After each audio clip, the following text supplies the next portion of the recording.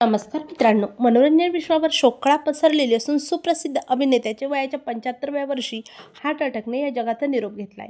चला तर जाणून घेऊया कोण आहेत ते कलाकार. तत्पूर्वी आपण जर तारांगण या यूट्यूब चॅनलला सबस्क्राईब केलं नसेल तर नक्की सबस्क्राईब करा.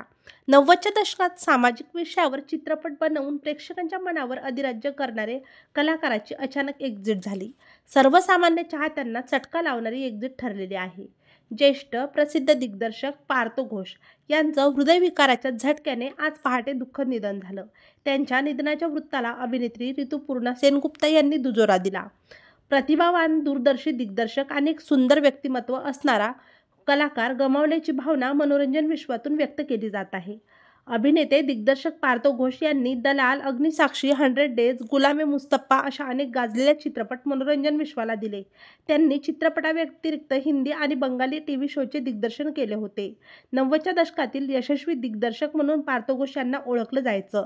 त्यांनी अभिनेते ऋषी कपूर, अभिनेते नाना पाटेकर, माधुरी दीक्षित, श्रीदेवी, मनीषा कोइराला, आयशा जुल्का, रवीना टंडन, मिथुन चक्रवर्ती अशा दिग्गज कलाकारांसोबत काम केलेले आहे.